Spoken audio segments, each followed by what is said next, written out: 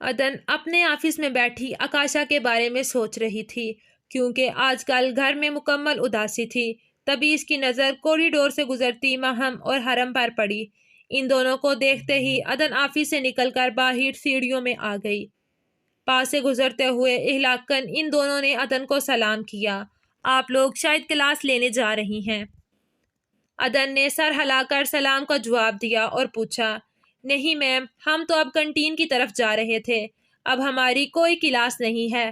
مہم نے مسکرا کر جواب دیا، اچھا، اور آپ لوگوں کی پڑھائی کیسی چل رہی ہے؟ عدن نے مہم کو دیکھتے ہوئے خاص طور پر پوچھا، میم ان دنوں کچھ خاص تو نہیں، پیپر شروع ہونے والے ہیں تو بس دہرائی وغیرہ۔ مہم نے بھی تفصیلاً جواب دیا۔ آکاشا تو گاؤں جا کر ہی بیٹھ گیا ہے اپنے بابا کے پاس۔ عدن یہ بتاتے ہوئے کہ وہ اپنے بابا کے پاس گیا ہے بہت خوشی محسوس کر رہی تھی۔ جی ہاں، ہمیں فائق نے بتایا تھا۔ حرم نے بھی اسی خوش مزاجی سے جواب دیا، تم لوگ تو بہت خوش ہوگے نا، بہت تنگ کرتا تھا نا تمہیں۔ مگر میں اس کے بغیر بہت اداس ہوں۔ عدن نے پھیکی سی مسکراہٹ ساتھ پوچھا، نہیں میم، اب ایسی بھی کوئی بات نہیں ہے، ہم کلاس فیلوز ہیں تو تھوڑا بہت چلتا ہے۔ حرم کے تھوڑا بہت کہنے پر مہم نے اسے حیرت سے دیکھا۔ وہ جو ہمارے ساتھ کرتا ہے تمہارے خیال سے وہ تھوڑا بہت ہے؟ مہم نے دل میں سوچا، میرا تو سارا دن اس کے بغیر بہت اداس گزرتا ہے، اور ایک وہ ہے جو وہاں جا کر بیٹھ ہی گیا ہے۔ عدن نے بے خیالی میں اپنے دل کی بات ان سے دوبارہ شیئر کی، میم آپ کا کیا ایک ہی بیٹا ہے؟ مہم کو عدن سے ہمدردی ہوئی۔ ہاں، وہ ایک ہی ہے، مگر مجھے کبھی ایک نہیں لگا۔ عدن مسکرائیں۔ آپ شاید اسے بہت زیادہ مس کر رہی ہیں۔ مہم نے اندازہ لگایا، شاید نہیں، میں یقیناً اسے بہت زیادہ مس کر رہی ہوں، مگر وہ وہاں جا کر بہت مست ہے، کسی کی پرواہ نہیں کرتا۔ عدن کے کہنے پر حرم کو بہت دکھ ہوا۔ میم یہ بیٹے ایسے ہی ہوتے ہیں، کسی کی پرواہ نہیں کرتے۔ میرا بھائی بھی چین چلا گیا ہے، حالانکہ مما بابا اسے وہاں بیچنا نہیں چاہتے تھے، پھر بھی وہ چلے گئے۔ حرم کی اداسی پر مہم نے اس کے کاندھے پر ہاتھ رکھ کر تسلی دی۔ عدن کا ابھی مزید ان دونوں سے باتیں کرنے کو دل کر رہا تھا جب آفس میں ان کا فون بجنے لگا۔ چلو پھر بات ہوتی ہے، مجھے اچھا لگا تم دونوں سے باتیں کر کے۔ عدن معذرت کرتی اپنے آفس کی طرف پلٹ گئی۔ میم اسے بہت زیادہ یاد کر رہی ہیں، مگر نوابزادے کو کسی کی پرواہ ہو تب نہ، کتنے دن ہو گئے ہیں یہاں سے گئے ہوئے؟ مہم نے عدن کی پشت کو دیکھتے ہوئے کہا، کتنے دن ہو گئے ہیں؟ حرم نے شرارت سے مہم سے پوچھا، بکو مت، میں تو میم کے لیے کہہ رہی تھی۔ مہم نے اسے ایک گھوری سے نوازا۔ مہم، اگر میں آج تم سے ایک بات پوچھوں تو کیا تم مجھے سچ سچ جواب دو گی؟ حرم نے کچھ رک کر سوال کیا، یہ تمہیں مجھ سے اجازت لینے کی ضرورت کب سے پڑ گئی ہے؟ جس طرح سارا دن بکواس کرتی ہو ویسے ہی کرو نا۔ مہم کھلکھلا کر ہنس دی۔ مرو، اب نہیں پوچھنا۔ پھر بہت اصرار کرنے پر بھی حرم نے کچھ نہیں پوچھا۔ عدن جب تک آفس میں داخل ہوئی ان کا فون بج بج کر بند ہو چکا تھا۔ اس سے پہلے کہ وہ اپنا موبائل اٹھا کر نمبر چیک کرتی، دوبارہ فون بج اٹھا اور اس پر خوشی کالنگ کا لفظ جگمگایا۔ کیسی ہیں؟ عدن نے جیسے ہی کال اٹینڈ کی حیدر کی آواز سنائی دی۔ بالکل بھی ٹھیک نہیں ہوں، اب آپ میرا بیٹا واپس کر دیں۔ عدن نے اداسی سے جواب دیا۔ بس صرف بیٹا ہی چاہیے آپ کو؟ حیدر شرارت سے مسکرائے کیونکہ آکاشا کی وجہ سے وہ آج کل بہت خوش تھے۔ اگر بیٹے کے ساتھ اس کا باپ بھی مل جائے تو میں خوشی سے مر نہیں جاؤں گی۔ عدن کے حیرت بھرے لہجے پر حیدر خاموش ہو گئے۔ آپ ہر دفعہ مجھے لاجواب کر دیتی ہیں، ایسا نہ کیا کریں۔ حیدر کے لہجے میں التجا تھی۔ سوری، اور یہ بتائیں کہ آکاشا کو واپس کب تک بھیج رہے ہیں؟ میری اب بس ہو گئی ہے۔ عدن نے فوراً معذرت کی کیونکہ وہ حیدر کو ناراض نہیں کر سکتی تھی۔ عدن، مجھے یہ آپ کی باتیں بہت اچھی لگتی ہیں۔ آپ ہمیشہ بہت سپیس دے کر بات کرتی ہیں، اگلے بندے کو تنگ یا پریشان نہیں کرتی۔ حیدر کی تعریف پر وہ مسکرا دی۔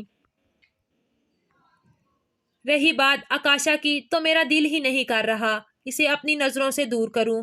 ایک رونق سی ہے حویلی میں، اور پتہ اس کی مسکراہٹ مجھے بالکل آپ جیسی لگتی ہے، مجھے اس سے آپ کی خوشبو آتی ہے۔ حیدر ایک جذب میں بولتے جا رہا تھا جبکہ عدن کی آنکھیں بھیگنے لگیں، اور مجھے اس کی آنکھیں بالکل آپ جیسی لگتی ہیں، مجھے بھی اس سے آپ کی خوشبو آتی ہے۔ عدن کے جواب پر حیدر نے کہکا لگایا، یعنی اب آپ عدلے کا بدلہ دے رہی ہیں؟ حیدر نے شرارت سے پوچھا۔ نہیں تو، میں تو صرف یہ بتا رہی ہوں کہ مجھے بھی وہ آپ جیسا ہی لگتا ہے، کاش آپ بھی میرے پاس آ جائیں ہمیشہ کے لیے۔ عدن نے اپنی خواہش بتائی۔ تو آپ ایسا کریں کہ کسی عامل سے مجھ پر تویز کروا دیں تاکہ میں آپ کے قدموں میں آ جاؤں۔ حیدر نے عدن کو اداسی سے بچانے کے لیے کہا، کیونکہ وہ جانتے تھے کہ آج کل عدن اکیلی اور تنہائی کا شکار ہے۔ میں نے مناسب ہی نہ سمجھا عامل تک رسائی، اب محبوب بھی قدموں میں لاؤں تو مر ہی نہ جاؤں۔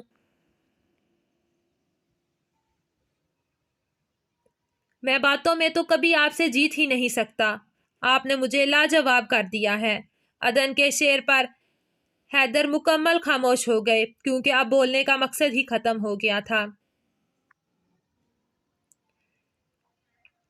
اس وقت حویلی کے تمام افراد لیونگ روم میں بیٹھے مونگ پھلی کھا رہے تھے۔ آکاشا، یہ جو تم مونگ پھلی کھا رہے ہو یہ ہماری اپنی زمینوں کی ہے، اس کا ذائقہ اور رنگ ہی جدا ہے۔ حیدر نے پیار سے آکاشا کی طرف دیکھتے ہوئے کہا، جو بڑے مزے سے یوشے ساتھ بیٹھے کارپٹ پر بیٹھا تھا۔ اسے کیا پتا اپنوں کی محبت، یہ تو اپنے باپ دادا سے بھی بے خبر ہے۔ بڑی سرکار کے یوں بولنے پر آکاشا مسکرایا۔ یعنی شکار خود ہی پھنسنے کو ہر وقت تیار رہتا ہے۔ اب میں کیا کروں؟ آکاشا نے دل میں سوچا۔ اگر مجھے محبت دیں گے تو میں ضرور لوں گا، بلکہ میرا تو یہاں سے اب جانے کو دل ہی نہیں کر رہا۔ کیوں نہ بھائی یار، میں یہاں ہی رہ جاؤں تاکہ اپنے باپ دادا کی تاریخ بھی اچھے سے معلوم کر سکوں کہ میرا تعلق کس بڑے خاندان سے ہے۔ آکاشا نے یوشے کی طرف دیکھتے ہوئے پوچھا۔ آکاشا کے اس سوال پر جہاں دو لوگ خوش تھے وہیں دو پریشان، جبکہ بطول بالکل ایسے بیٹھی تھی جیسے کہ وہاں موجود ہی نہ ہو۔ کوئی ضرورت نہیں ہے ہمیں یا اس حویلی کو تمہاری، تم واپس اپنی ماں پاس واپس لوٹ جاؤ، اور بالکل دوبارہ کبھی ادھر کا رخ نہ کرنا۔ ہماری چپ کو ہماری کمزوری مت جانو۔ بڑی سرکار کی گرجدار آواز پر حیدر اور یوشے ان کی طرف متوجہ ہو گئے۔ ٹھیک ہے، آپ کہتی ہیں تو میں چلا جاتا ہوں، مگر ایک شرط پر۔ آکاشا نے اب بڑی سرکار کی طرف اپنا رخ کیا۔ ہم جائیداد میں سے ایک پھوٹی بھی کوڑی بھی آپ کو نہیں دیں گے۔ یہ حویلی، یہ زمین، یہ شان و شوکت صرف اور صرف میرے یوشے کا حق ہے۔ بڑی سرکار کا جواب آکاشا کی سوچ کے عین مطابق تھا۔ مجھے جائیداد یا زمین نہیں چاہیے، میں بھائی یار کی طرح پینڈو نہیں ہوں، شہری ماں کا شہری بچہ ہوں۔ ہاں، مگر ایک چیز ہے جو مجھے بہت پسند آئی ہے، پر مجھے افسوس ہے آپ لوگ وہ مجھے دے ہی نہیں سکیں گے۔ آکاشا نے اپنا سر کھجاتے ہوئے ہمدردی سے کہا، تم نے پہلی دفعہ کچھ مانگا ہے، بولو کیا چاہیے، تمہیں میں دوں گا۔ اس سے پہلے کہ بڑی سرکار کچھ کہتی، حیدر افندی بیچ میں بول پڑے، آپ تو رہنے ہی دیں، آپ سے جو کچھ مجھے اور میری ماں کو چاہیے وہ آپ مجھے کبھی نہیں دے سکتے، لہٰذا میری اور بڑی سرکار کے دل میں مت بولیں۔ آکاشا نے حیدر افندی کو ٹوکا تو بڑی سرکار نے سر اکڑا کر حیدر افندی کو دیکھا۔ ہم تو سائل کو بھی دروازے سے خالی ہاتھ نہیں لوٹاتے، تم تو پھر بھی مہمان بن کر آئے ہو، بولو کیا چاہیے۔ بڑی سرکار کی بات پر آکاشا نے یوشے کو دیکھا۔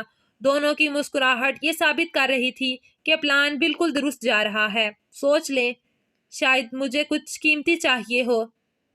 آکاشا نے بڑی سرکار کو مزید پکا کیا۔ ہم جو کہتے ہیں اس سے 1 انچ بھی پیچھے نہیں ہٹتے، چاہے کئی سال گزر جائیں۔ یقین نہ ہو تو اپنے باپ سے پوچھ لو۔ بڑی سرکار کی بات پر حیدر افندی کی مسکراہٹ سمٹی جو آکاشا کو دیکھ کر ان کے چہرے پر تھی۔ مجھے یہ گاؤں اور اس گاؤں کے رہنے والے، حویلی اور حویلی کے رہنے والے بہت پسند آئے ہیں۔ میں چاہتا ہوں کہ آپ اپنی اکلوتی پوتی کی شادی بھائی کی بجائے مجھ سے کر دیں تاکہ کبھی کبھی میں بھی یہاں آ سکوں۔ اس طرح میرا آپ ساتھ رشتہ جڑ جائے گا۔ ویسے بھی بات تو ایک ہی ہے، چاہے یوشے حیدر سے شادی ہو یا پھر آکاشا حیدر سے۔ آکاشا کی بات پر بطول اور یوشے نے سر جھکا لیا، جبکہ راشدہ بیگم بڑی سرکار اور حیدر افندی کو سانپ سونگ گیا۔ یہ کیا کہہ رہے ہو؟ وہ تمہاری ہونے والی بھابھی ہے۔ حیدر افندی کو سب سے پہلے ہوش آیا۔ ہونے والی کیا ہوتا ہے؟ یہاں تو ہوتی ہے کو لوگ نہیں پوچھتے۔ آکاشا کا اشارہ عدن کی طرف تھا۔ حیدر افندی اپنے غصے کو قابو کرتے باہر نکل گئے، کیونکہ وہ آکاشا کو کچھ نہیں کہنا چاہتے تھے، مگر یہ بات ان کی برداشت سے باہر تھی۔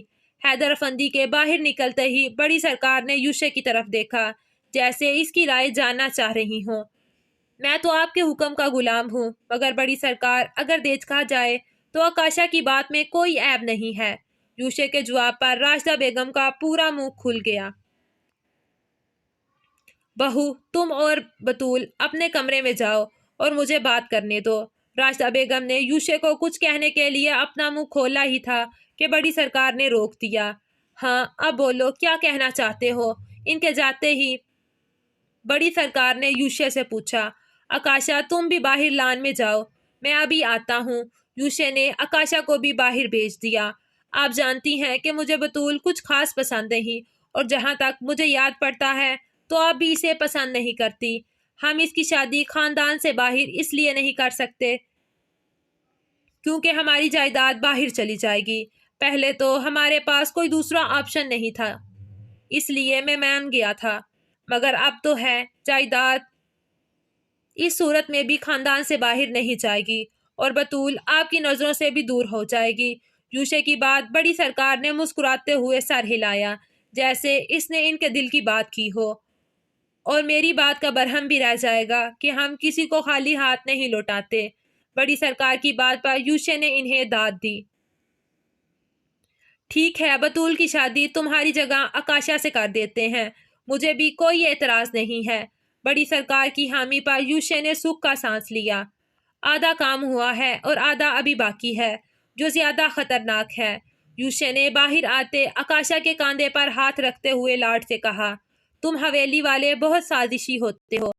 ہمارے شہر میں تو صاف صاف کہہ دیتے ہیں کہ شادی نہیں کرنی، یوں ڈرامے کرنے کی نوبت ہی نہیں آتی۔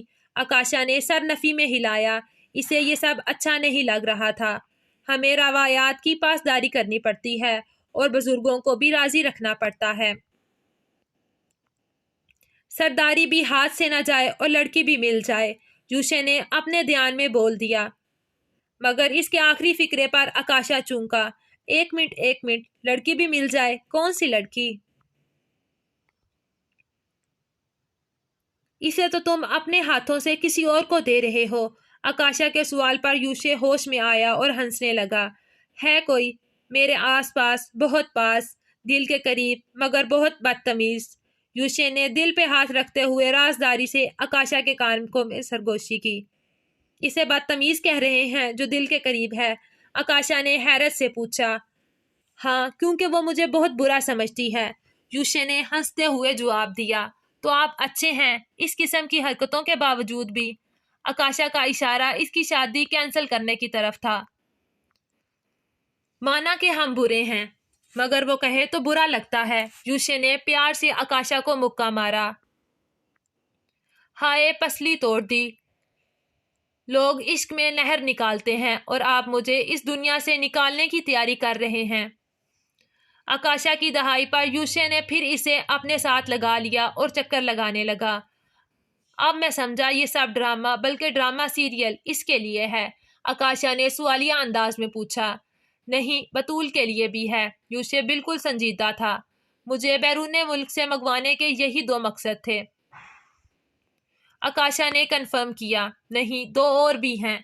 یوشے کے جواب پر آکاشا نے رک کر اسے دیکھا۔ سب پتہ چل جائے گا، مگر آہستہ آہستہ۔ یوشے کہتا ہوا اور آکاشا کو لے کر لان سے اندر کی طرف بڑھ گیا۔ یہ سب کیا ہو رہا ہے؟ کوئی مجھے بھی بتائے گا؟ آپ نے مجھے تربیت کا طعنہ دیا تھا، اب دیکھیے اپنی لاڈلی کی۔ راشدہ بیگم شدید غصے میں حیدر افندی سے مخاطب تھی۔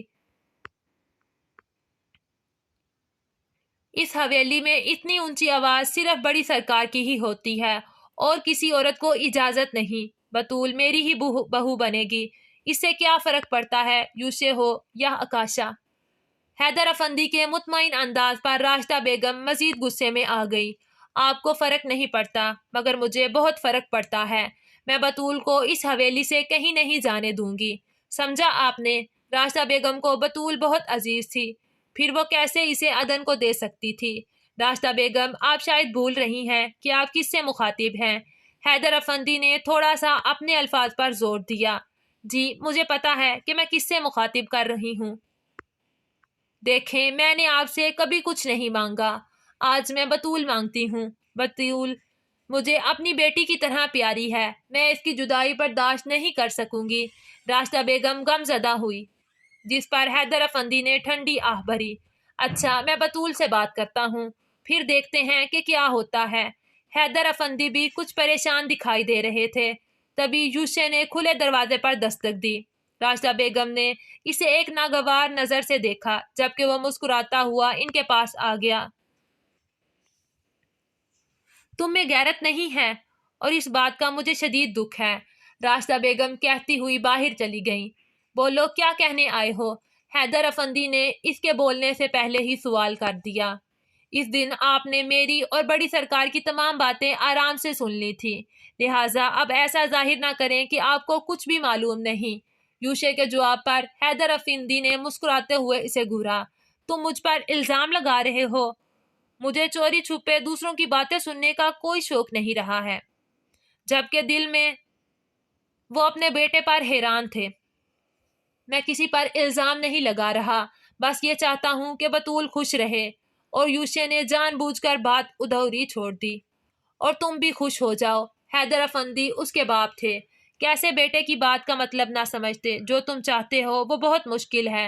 हैदर अफंदी ने इसे हकीकत से रोशनास करवाया। जानता हूँ, अगर आप मेरा काम कर देंगे तो मैं भी आपके लिए आसानी पैदा कर दूंगा, वरना आप जानते हैं कि बड़ी सरकार मेरी किसी बात से इनकार नहीं करती। यूशे ने उठते हुए अपनी चादर झाड़कर कंधे पर डाल ली। धमकी दे रहे हो? हैदर अफंदी ने इससे पूछा। धमकी नहीं दे रहा, बता रहा हूँ, बहुत फसादी बेटा है आपका। यूशे जुतलाती नजरों से हैदर अफंदी को देखकर पलट गया। बतूल का दिल आज बहुत खुश था। ये एहसास बहुत ही खास होता है कि जिसे आप अपने साथ देखना चाहें वो हमेशा के लिए आपका साथी बन जाए। अपने ख्यालों में गुम, मुस्तकबिल के ख्वाब बुनने में मसरूफ बतूल को पता ही ना चला कि कब हैदर अफंदी इसे लान में बैठाकर इसके पास चले आए हैं। बेटा साईं, इतनी सर्दी हो रही है और आप यूं बाहर बैठी हैं, खैरियत? हैदर अफंदी ने प्यार से बतूल के सर पर हाथ रखते हुए पूछा। जी चचा साईं, आप यूं अचानक? मुझे आपके आने का इल्म ही नहीं हुआ। बतूल कुछ शर्मिंदा हुई। कोई बात नहीं, मैं समझ सकता हूँ कि आजकल किस ज़हनी असियत से गुजर रही हैं आप। हैदर अफंदी की बात पर बतूल को शदीद हैरत हुई। वो तो आजकल जितना खुश थी, कभी सोचा भी नहीं था। फिर चचा साईं किस ज़हनी अजियत की बात कर रहे हैं? यूशे या आकाशा, मेरे लिए दोनों ही एक जैसे हैं। यूशे को बहुत सारे लोगों का प्यार बचपन से नहीं मिला है और आकाशा को भी नहीं मिला। यूशे को मिला है, मगर आकाशा ने सिर्फ अपनी माँ की मोहब्बत देखी है। मैं चाहता हूँ तुम्हारी शादी इससे हो जाए। अदन बहुत ही नफीस और अच्छी तबीयत की खातून है, यकीन जानो इसमें रवायती औरतों वाली कोई बात नहीं। अदन के जिक्र पर हैदर अफंदी के चेहरे पर अजीब सी चमक थी, जिसे बतूल ने वाजे महसूस किया। चचा साईं, आपसे एक बात पूछूं? अगर आप बुरा ना मनाएं तो मुझे बेइंतहा खुशी होगी। बतूल के जहन में अचानक एक सवाल आया। पूछो बेटा साईं, मैं तुम्हें जरूर जवाब दूंगा। वैसे भी अब तुम इस घर में मेहमान हो। हैदर अफंदी खिलाफे मामूल आज बहुत खुशगवार मूड में थे। आपको अदन आंटी कहाँ और कैसे मिली थी? बतूल के सवाल पर वो मुस्कुरा दिए। बेटा साईं, ये तो बहुत ही पुरानी बात है, याद करना पड़ेगी।